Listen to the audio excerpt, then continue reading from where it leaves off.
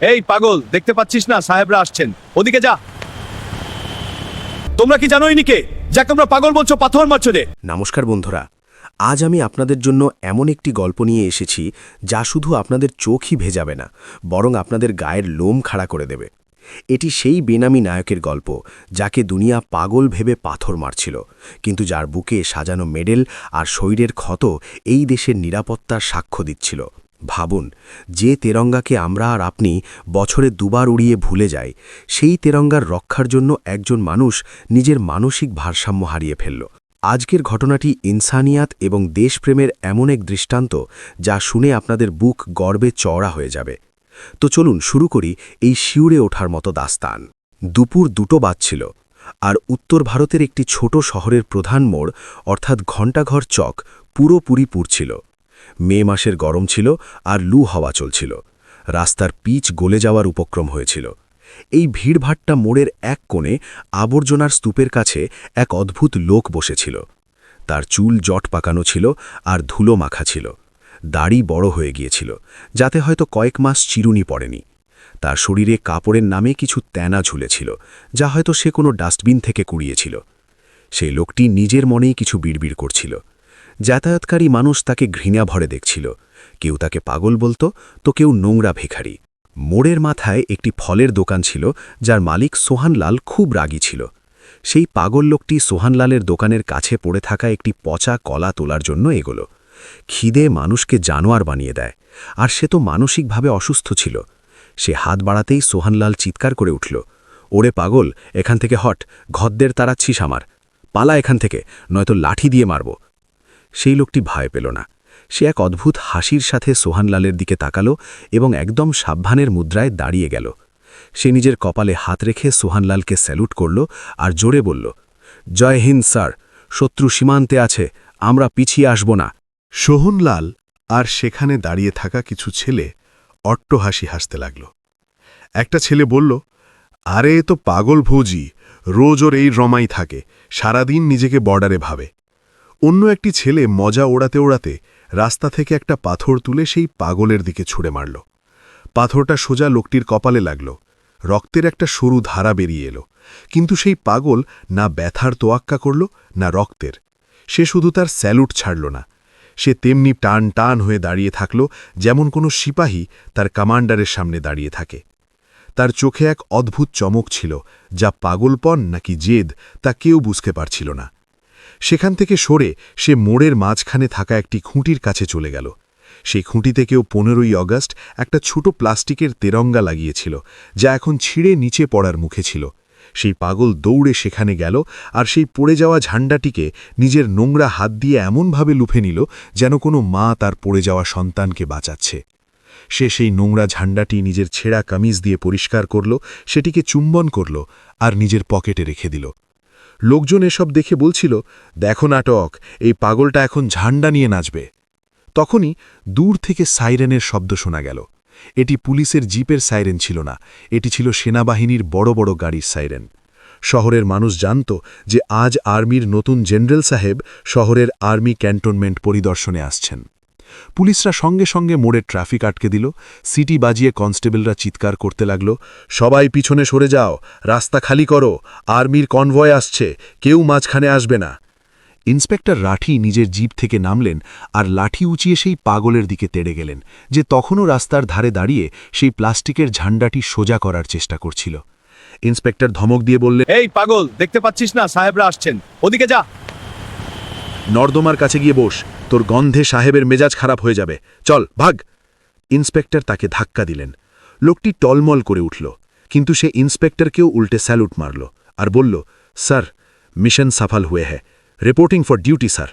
General Vikram Singh নিজের গাড়ির পিছনে সিটে বসে বাইরের দৃশ্য দেখছিলেন। তখনই তার নজর ভিড়ের পিছনে দাঁড়িয়ে থাকা সেই পাগল লোকটির উপর পড়ল। কনস্টেবলরা তাকে ধরে রেখেছিল, কিন্তু সেই পাগল যখনই সেনার গাড়ি আর তার উপর লাগানো তেরঙ্গা দেখল, তার ভেতরে যেন বিদ্যুৎ খেলে গেল। সে কনস্টেবলদের হাত ঝটকে দিল।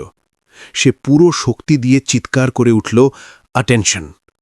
তার গলায় এত কড়াকড়ি আর তেজ ছিল যে আশেপাশের মানুষ থমকে গেল।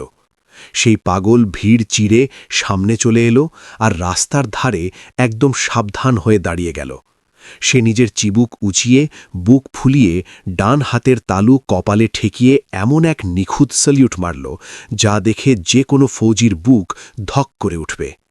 তার কাপড় ছেঁড়া ছিল, শরীর নোংরা ছিল, রক্ত ঝরছিল, কিন্তু তার দাঁড়িয়ে থাকার ভঙ্গি এতটাই সঠিক ছিল যেন সে কোনো প্যারেড গ্রাউন্ডে দাঁড়িয়ে আছে।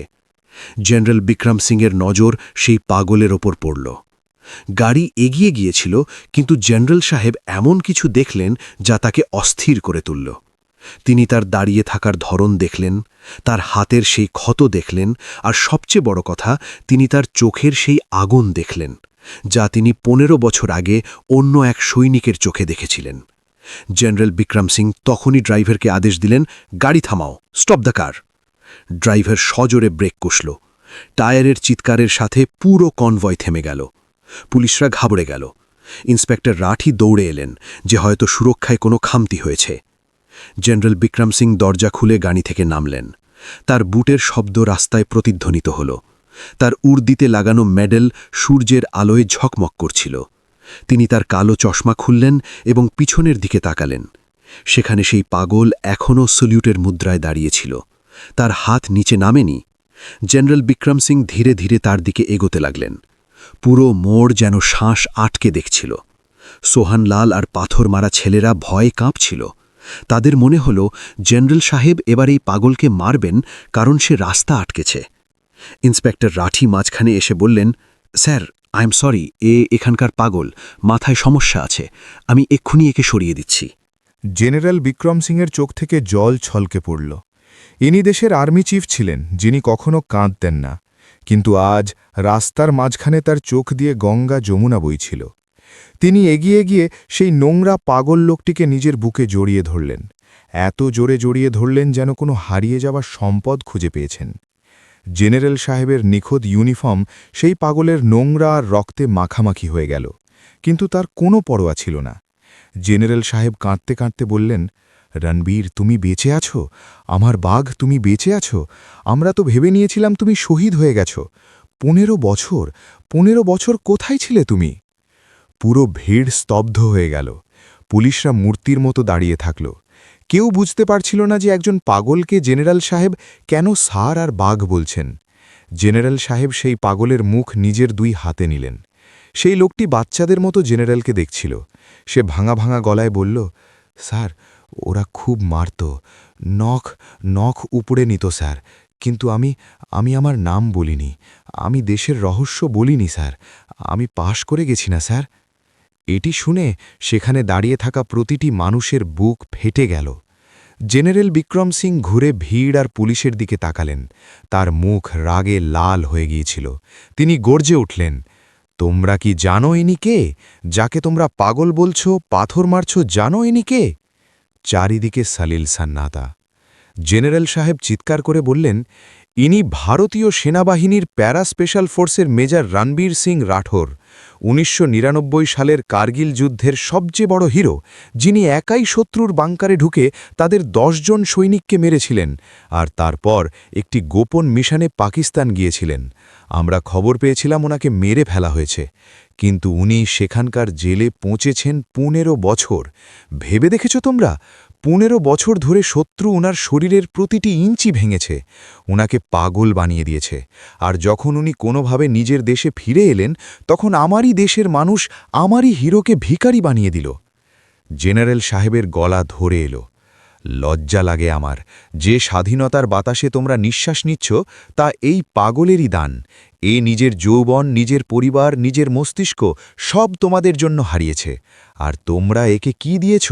পাথর, গালিগালাজ। ফল বিক্রেতা সোহনলালের মাথা লজ্জায় ঝুঁকে গেল।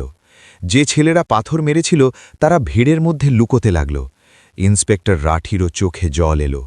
মেজর রণবীর, যিনি এতক্ষণ পাগল ভাবা হচ্ছিলেন, তিনি নিজের পকেট থেকে সেই নোংরা প্লাস্টিকের তেরঙ্গাটি বের করলেন এবং কাঁপানো হাতে জেনারেল সাহেবকে দিলেন। বললেন, স্যার, ঝান্ডা যেন না পড়ে, দেশ বাঁচিয়ে নিয়েছি না আমরা? জেনারেল বিক্রম সিং সেই ঝান্ডাটি নিলেন এবং কপালে ঠেকালেন। তিনি তক্ষুনি সাথে থাকা মেডিকেল অফিসারকে ডাকলেন। ডাক্তার, জলদি অ্যাম্বুলেন্স আনুন, মেজরকে মিলিটারি হসপিটালে নিয়ে যেতে হবে। এটি ভিআইপি ট্রিটমেন্ট, খবরদার যেন কোনো ত্রুটি না হয়। তারপর জেনারেল সাহেব নিজে মেজর রণবীরের ছেঁড়া কাপড় ঠিক করলেন, নিজের পকেট থেকে চিরুনি বের করে ওনার চুল ঠিক করে দিলেন এবং সবার সামনে সেই পাগল লোকটিকে স্যালিউট করলেন। এইবার এই স্যালিউট একজন জেনারেলের, একজন মেজরকে ছিল না, বরং একজন ভাইয়ের, একজন ভাইকে ছিল, একজন মানুষের, একজন দেবতাকে ছিল। দেখতে দেখতে সেখানে দাঁড়িয়ে থাকা হাজারো মানুষ তালি বাজানো শুরু করল। ভারত মাতা কি জয় ধ্বনিতে আকাশ বাতাস কেঁপে উঠল। জেনারেল সাহেব মেজর রণবীরের হাত ধরলেন এবং ওনাকে নিজের সাফালি গাড়িতে বসালেন, সেই সিটে যেখানে জেনারেল সাহেব বসেন। যখন কনভয় সেখান থেকে বেরোল, তখন মেজর রণবীর গাড়ির জানলা দিয়ে বাইরে দেখছিলেন, আর ওনার মুখে এক প্রশান্তি ছিল, কারণ উনি নিজের ঘর আর পরিচয় ফিরে পেয়েছিলেন। পরে জানা গেল যে পাকিস্তান মেজর রণবীরকে পাগলের মতো বর্ডারে ছেড়ে দিয়েছিল, কারণ ওনার স্মৃতিশক্তি চলে গিয়েছিল। উনি ঘুরতে ঘুরতে এই শহরে চলে এসেছিলেন। মিলিটারি হসপিটালে চিকিৎসার পর ওনার মনে পড়ল যে উনি একজন ফৌজি এবং আজ উনি নিজের বাড়িতে আছেন, যেখানে সেনাবাহিনী ওনাকে পুরো সম্মান আর বেতন দিল। কিন্তু প্রশ্ন হল, আমাদের কি প্রতিবার কোনো জেনারেল আসার অপেক্ষা করতে হবে কোনো হিরোকে চেনার জন্য? আমাদের সমাজে এমন কত মানুষ রাস্তায় ঘুরছেন যারা কোনো না কোনো দুর্ঘটনার শিকার, আর আমরা না জেনেই তাদের পাগল বলে দিই। সেদিন সোহানলাল আর সেই শহরের মানুষ শপথ নিল যে তারা আর কোনোদিন কোনো অসহায়কে নিয়ে মজা ওড়াবে না, কারণ ছেঁড়া কাপড়ের নিচে একজন সম্রাটও থাকতে পারে। মেজর রণবীর প্রমাণ করে দিলেন যে একজন ফৌজির শরীর ভাঙতে পারে, কিন্তু তার বিবেক আর দেশপ্রেম কখনো মরে না। এই গল্প শেখায় যে আমরা যে স্বাধীনতার উৎসব পালন করি তার দাম কেউ নিজের জীবন দিয়ে মিটিয়েছে। যদি কখনো রাস্তায় এমন কাউকে দেখেন যে তেরঙ্গাকে সম্মান দিচ্ছে, তবে তাকে নিয়ে মজা করবেন না। বন্ধুরা, এই কাহিনী যদি আপনাদের মন ছুঁয়ে থাকে তবে এটি অবশ্যই শেয়ার করবেন। যাওয়ার আগে কমেন্ট বক্সে জয় হিন্দ লিখে নিজের হাজিরা অবশ্যই দেবেন। আপনাদের থেকে বিদায় নিচ্ছি, আবার দেখা হবে নতুন এক গল্পের সাথে। ততক্ষণ নিজের খেয়াল রাখুন আর দেশকে ভালোবাসতে থাকুন। वंदे मातरम।